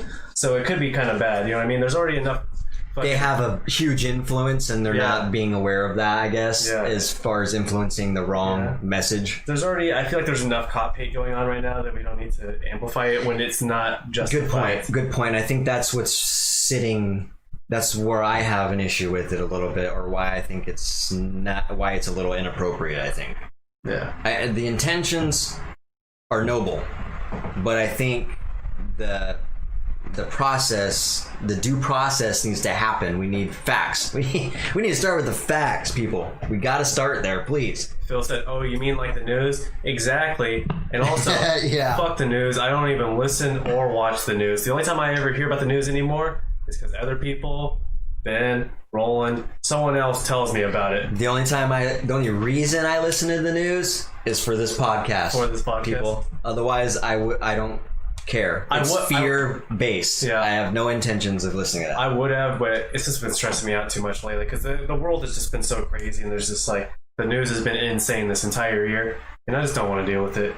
It can be depressing if you allow it to be. Exactly. And I get easily stressed out sometimes, so I'm like, I'm just not going to deal with that. You know what I mean? I'll talk about the stuff you bring up. I'm not going to watch the news to find shit to talk about. I'm like, whatever. You're not going to really indulge in or dive into it too much. Because there's just so much negative energy, and I don't want to take that in, you know what I mean? Yeah.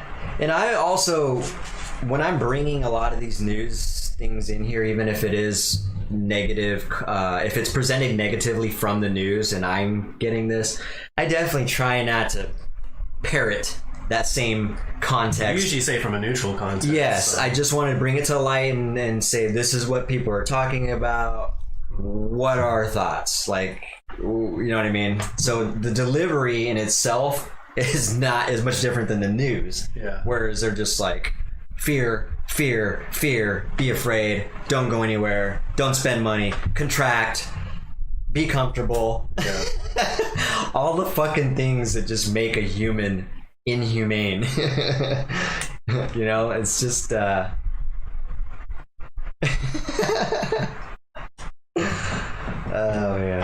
What's up, Jim? Yeah, hi, Grandpa. How's it going? Yeah, how's it going? Good to see ya. Got a couple Barretts on here. Yep. This is the Barrett podcast for now on. Barrett podcast. I got a question for the Barretts. So, you're the type of individual. So this has always been a pet peeve of mine. You've heard me say this quite a bit. And I don't want to like expose you on the podcast for it, but I think it's kind of funny too. So, the people that consume stuff and then leave empty stuff, I want to know what the thought process is. I want to hear from you first, and then I want to find out if that's a Barrett thing, and get your guys' thoughts on it. So what I mean by that is, you pour a bowl of cereal, the box is empty, you put it back on the fridge so it looks as though it's there, or a bag of bread on top of the fridge. Here's empty stuff, leaving empty stuff around. Here's my thing. What's the thought process? Yeah. Here, my thought process is the trash can out there is too fucking big, so sometimes I just don't want to. You know, it's just like there's too much trash, and I'm just like, whatever. If I just put this here, I can focus on it later. That's my. Wait, I'm confused though. Which trash can are you talking about? The outside trash can? Yeah, it's too. Why doesn't it ever make it to the trash can that's a few feet away from wherever it's left, though, is my thought. Because I feel like if we put everything in that trash can, then it would have to go to the big trash can, then we're going to run out of room in the big trash can, so... Yeah, I'd rather not have room out there than in the house, though. I did just clean up most of the empty shit, though, the other day. No, I appreciate that, too. You've always been that way, though, and that's why I was wondering, and yeah. I know a couple people who do that, too, but... it's just one of those things to me, like, I never understood when people are done with something. They're like, I'm done with it. It stays right where it's at. I have no use for it anymore. Your purpose is done. I don't want nothing to do with this anymore. Whether it's bubble gum being thrown on the ground, whether it's plastic being left around. I don't throw a bubble gum. I don't litter outside. You know what I mean? Like, inside, it'll sit somewhere, and then I'll throw it away eventually. Like, outside is a lot. I mean, if I litter something outside, something that will like decompose, you know what I mean? It'll be like paper or something like, fuck it, I don't care. So like definitely not plastic or something like that. I wouldn't do that outside, at least intentionally. So you think? Oh, he called you out. Philip said you're lazy, man. I am lazy, but yeah, he'll admit it, dude. He's lazy. I like being lazy. I think.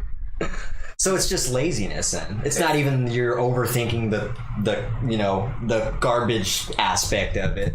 Is it that or is it both? Or which one more is it? It's a little bit of both. Also, I guess the reason I cleaned it up down there is because it's your area. But like in my room, I just don't care. It doesn't bother me. I think that's honest, dude. It doesn't bother me. You know what I mean? So I'm like, I did that downstairs. I'm like, okay, this is bothering Ben, so I'll throw this shit away.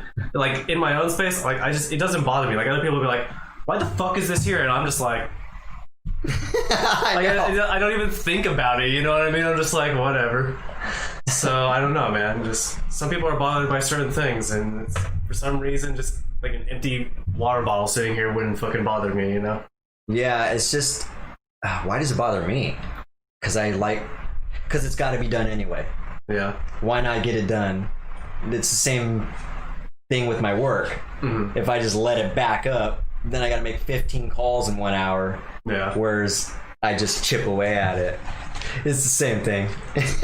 I'm drinking this. Thank you for clarifying, because I was just wondering. I'm drinking this. There's still water in it. Oh, okay. This is full. What do you say something about the water? Oh. He says, is that why there's an empty water bottle there? There's not. I just finished it. There's a little dribble in there. I've been drinking this the entire podcast. I threw away the other one, I think. There was another one in here, I thought. All right. So that helps me understand a little bit more. So my grandpa also said Barretts are lazy, which is true. But when you're living with someone else, does the thought ever come into your mind like, okay, maybe this person, it might be cluttering this person, or it might be beneficial for both of us if everything was clean? That's what I did the other day. Okay. When you're like... When does that thought enter your head? So when you're like sitting there and you're like, oh, hey, you were talking to Malia, you're like, okay, we're going to clean a little bit.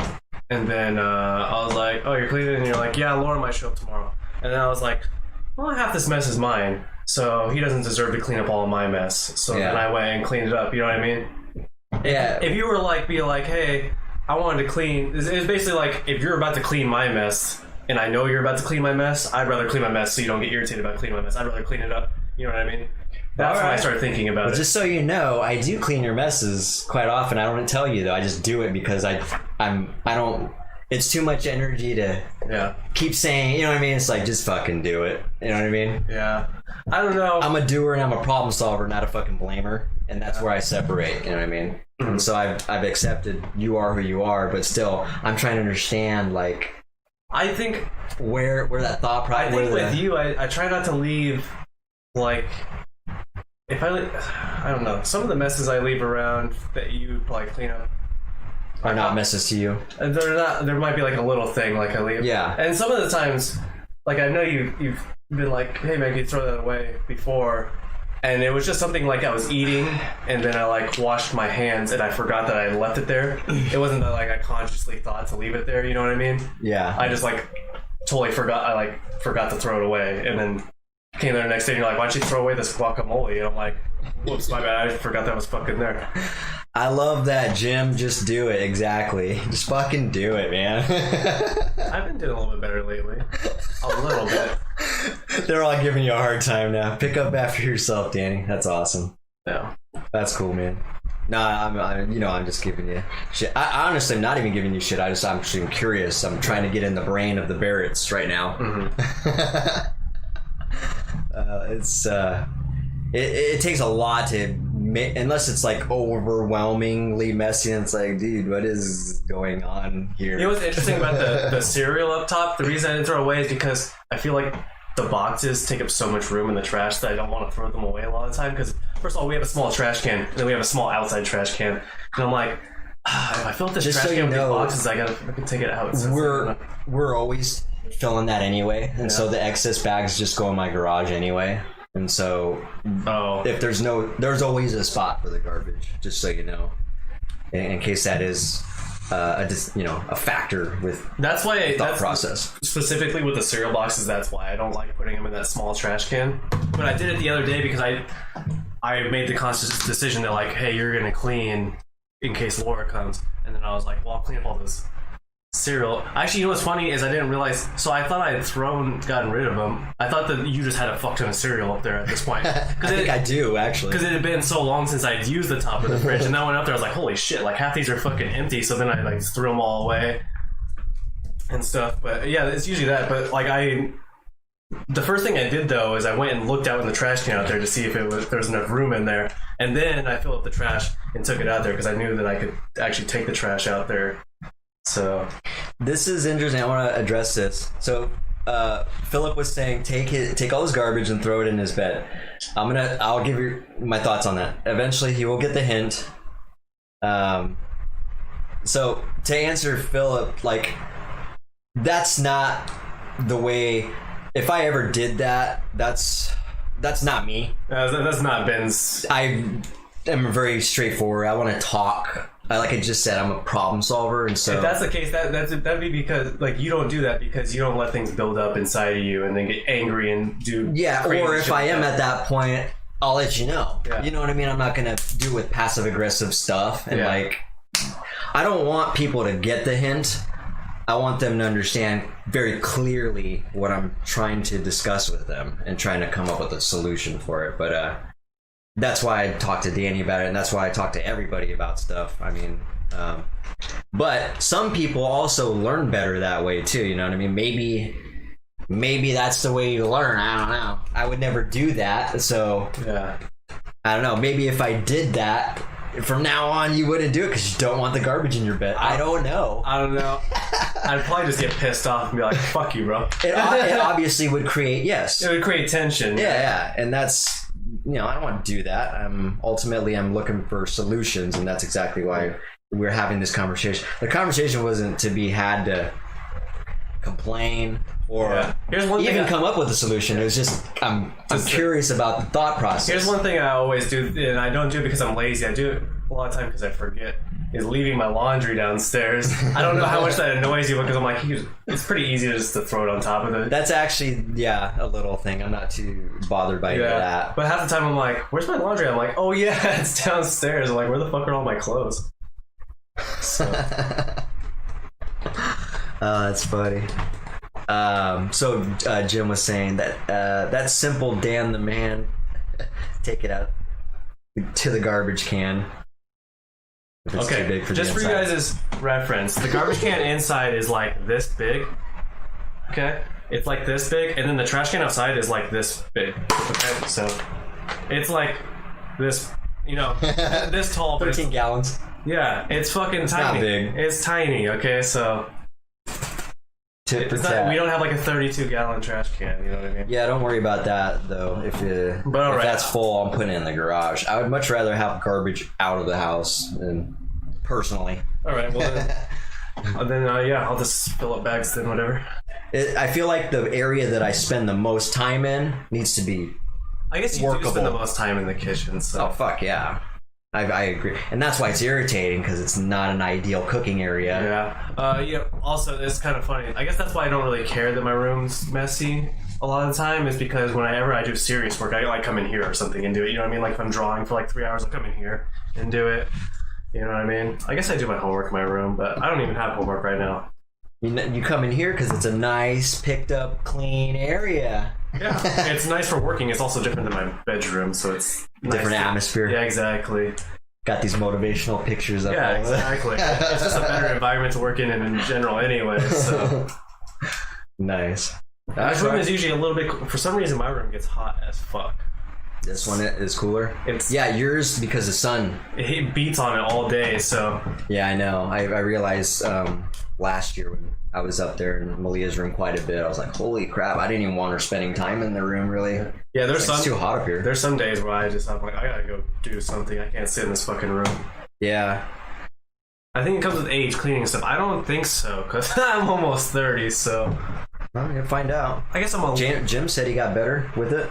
Yeah, but he's like 80, so. Maybe he got better with it when he was 50. He's not 80, man. I know. You better say something about that.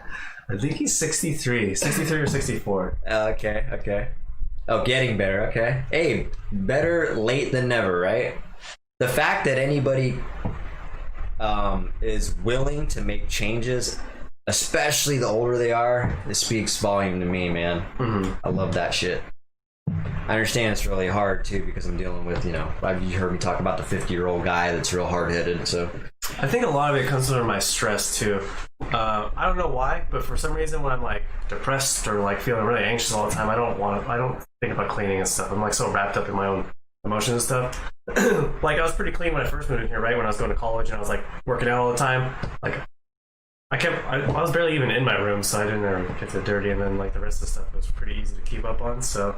Yeah, it's not a selfish thing, is it? Because it could be taken as a selfish thing, you know what I mean? Like, just leaving stuff around could come across as being selfish, you know what I mean? No. I understand it's not, but in another scenario, if you like had another roommate that you, just a friend or didn't know you, it could come across as being selfish. This guy only gives a fuck about himself and everything he's consuming. He doesn't care about the garbage or anything. Yeah. Just be aware of that. I'm your family member and I know you and I understand you, but it could be something you'll run into in the future if you ever have to deal with another living situation where you're with someone else. Yeah. Girlfriend even. If I ever. Nah, man, we're gonna live together until you die now. Anybody. I know. I'm just kidding. Shit. Even a relationship when you're living with your girlfriend, you know what I mean? It could come across to her as like, whoa, dude. Can we she'd be like, your room team? She's like, this room's kind of dirty. I'm like, well, there's another one over there, so. I guess we should get a house with 5 rooms so we could just dirty one, go to the next, and then just kind of move when we're done with one, just move on. Oh man. Yeah, we'll come back and clean it eventually. Jim was saying, I just found out it's easier to do it when I'm in the middle, otherwise I would forget. Middle of the situation. Yes. Clean it while you're doing it. I'm a huge advocate of cleaning as you go. When I worked construction, my job sites are fucking tidy. Materials by all together, a garbage set up wide open, or everything I'm throwing is right in there. Like garbage is never scattered. It just makes your brain flow better. There's less variables, and less to do, and it's less calories burnt. You're sitting there, it's already in your hand, you're already doing it. Get rid of it. Otherwise, you got to set it down or whatever and come back to it later. Now you've done twice of the work. Times that by, using my example, a job site that has a ton of shit all over the place. You can see how that would be inefficient and take up more time. But that can be applied in anything, really. Yeah. But yeah, I like that. I'm a huge advocate of cleaning as you go.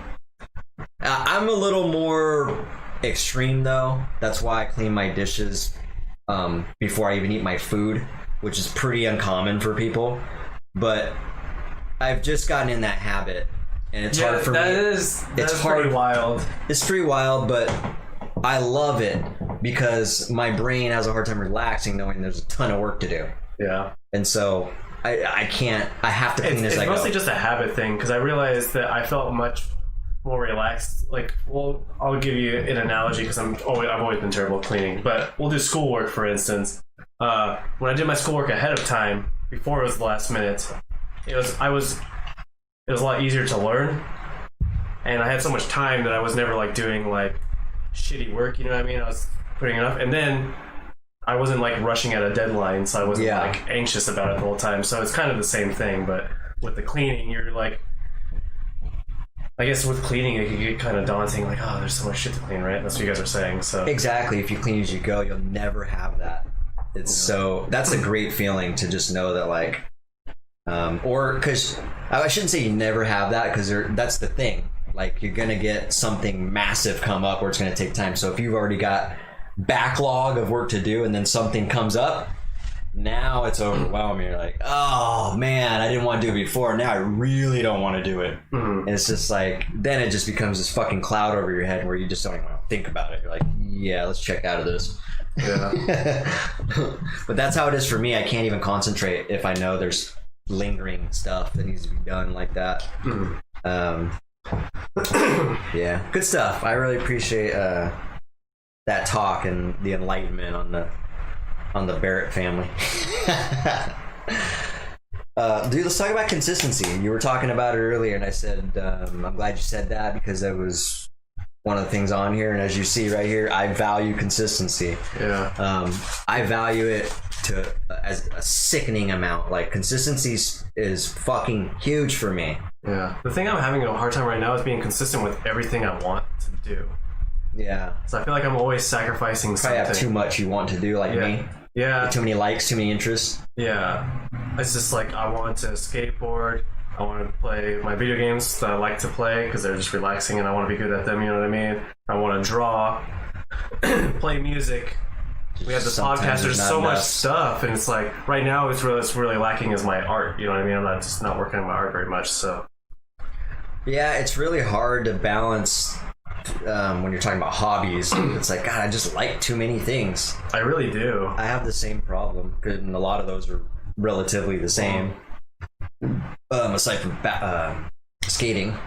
But you like you like basketball or whatever. Like, are you like running and like you like certain types of exercise? Yeah. See, for me, like, the skateboarding has to stay, because I've realized that it's a healthy thing. It's a mental health and a physical health thing, because it's a form of exercise that I really enjoy doing that makes me happy. So it's a passion. Yeah. Well, that's cool, man. But those are important. What are you talking about?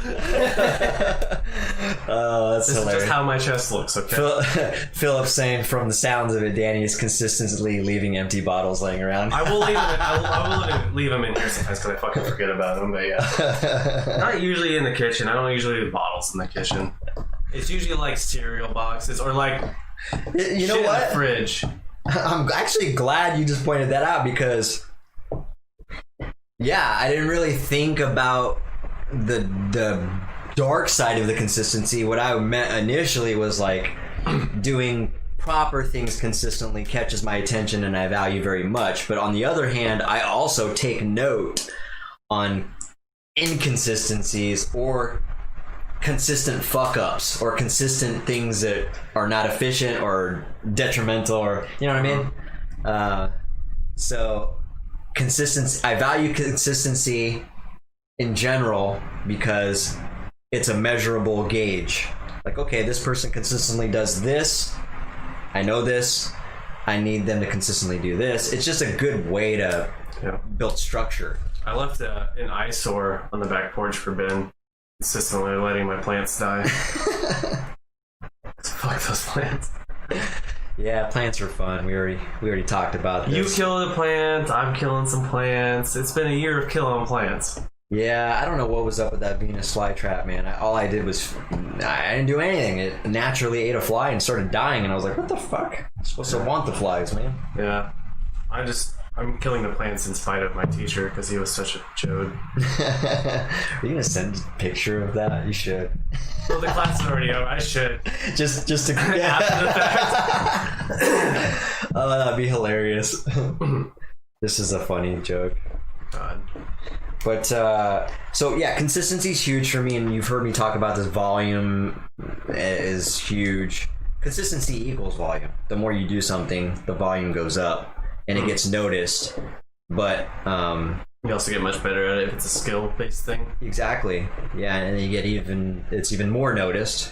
But yeah, consistency is just so fucking huge, and I realize that quite a bit over and over and over. If someone's late for something, or I'm just like, wow. Like, I really enjoy being consistent with this because it's really just like there's been quite a few episodes where I just did not feel good, and I did them anyway. Me too. So yeah, me too. It's not about it's not about being selfish, really. Yeah. I mean, it could, but to be honest, I'm not really. I enjoy doing this because, not for the selfish part of it. There might be a small selfish element of it because it just feels good and I enjoy it in that regard. But I also enjoy contributing conversations and learning from people and getting perspectives and getting viewpoints and just having conversations in general about the type of shit we're talking about. I feel like makes people smarter because you're just thinking about different viewpoints, what other people might be thinking. You know what I mean? It's getting uncomfortable. Doing a podcast is getting uncomfortable. Although we're comfortable with this, it's not normal. We've only been doing this for a few months, you know what I mean? Yeah. And so sometimes we talk about some heavy hitting topics. Yeah. Talk about some uncomfortable topics sometimes. Exactly. And yeah, Jim said consistency and being persistent. Yeah. Being persistent, being confident. Absolutely. So yeah, I don't know. I just value it very much, man. And that's why I try to do it myself too. And I that's why I beat myself up when I deviate from something. I'm like, I value consistency so much, and then I'm inconsistent right now, which I'm human. It's gonna happen, but that's how I know how much I value it. I'm like, fuck. Yeah. I hate myself right now. Yikes. How can I fix this? Not literally, you know what I mean? Just being hard on myself. I talk shit to myself sometimes. Yeah. It's not the best thing. No, I don't believe it. Oh. Does that make sense? This is a great conversation, actually. So I talk shit to myself, but it's not something that, it's not like what you think. It's not like bowling. Motivational trash talking? Yes. It's like a friendly basketball game where you're talking shit to the other person. Like, hey man, you're gonna land that fucking hoop or you're gonna be a pussy about it, man. Exactly, do it, man. Exactly. And that shit gets me going because it got me going as a kid. And I don't know why. It just ate at me. And so I use that on myself. Just like Danny said, like, don't be a little bitch. And when I say a little bitch, it's not related to women. So if there's a why'd you make it about women? Guys be being bitches more than women sometimes. Exactly. So it's not even that. Everybody can be a bitch. Oh man. Casper. I was literally talking to Heather about Casper. As long as you do not answer yourself. Yeah, sometimes I'll have a full-on conversation. I have conversations with myself sometimes. Self-talk is good though, man. I actually think self-talk is very important. Affirmations, or something that's really good. I've actually stopped doing that a little bit, but Ooh, I should start doing affirmations. Affirmations actually go a long way, because when I was doing it more frequently, it just kind of solidified, especially in the morning, it just kind of solidified. It's kind of like adding a protective shield to you before you go out into the fucking cruel world. Yeah. Because the world is in many different ways just kind of chips away at your shield. And so when you have those affirmations there, it's really hard for someone to do that and for you to deviate from that. So I don't know. Self-talk is important, I think. Even though you guys can make fun of it or whatever, it's funny, but it is very important. Mm-hmm. Grandpa asked me if I know my friend Casper. I do know my friend Casper. You remember that? The ghost? Yeah. Yeah. Well, you remember the movie. I used to like pretend I had an imaginary friend named Casper. Oh, you did? Yeah. I used to like blame things on Casper. Oh, like, okay. Where'd this mess come from? Like, Casper did it. I see. Someone's got to take the heat. Yeah. Ain't gonna be me. Gina used to blame it on Chiquita. Oh, this actually reminded me of something. This is interesting to me. So I think I told you I'm kind of in a what would you call this? A sales training university type thing. But it's not just sales. It's let's call it a business mastery program is what I'm in. And so I was looking at a video, and he laid out the type of people and how do I want to word this? The type of person you could be in this scenario, in this pandemic scenario. And the way he titled it was responses to the current scene. This was a few months back in March when the coronavirus was still happening. Yeah. And so this video I was watching was a little bit older, and it's kind of the middle of him kind of describing what changes and hard decisions he was going to make and how he's going to acclimate himself. But I want to point out, there's 6 different types of people. I want you to tell me where you fall in it. You gotta do this really fast. You guys too. Oh, it's really 9 already? Yeah. Oh, shit. Okay. Really quick. The passive individual does nothing and waits for more news. The spectator watches news and social media. The person that contracts pulls back on everything and hunkers down. The victim makes excuses and blames others. The cheerleader tells himself and others that it's going to be fine. And then obviously you got the 10x action dude who's taking persistent massive action. I probably contract, right? I don't know, you tell me, where do you think you fall in that? Pull back on everything. Well, I haven't pulled. I did. You might have done a little bit. I did initially contract. So did I. Very briefly, I contracted, but immediately I went into 10x action. Actually, I did a little bit of cheerleading with the 10x action. Like, yeah, it's gonna be fine. I would say passive, but not really, because I am doing things. You know what I mean? But I'm just I'm like passively just doing things I enjoy doing right now. Like, I'm just trying to enjoy life right now, you know what I mean? Yeah. I'm not like, I need to get things done right now, you know what I mean? I'm just like, you know what? I'm just going to have a good time and do things I like doing, and I'll get better at them, you know, and whatever. Well, this might apply more to people that are,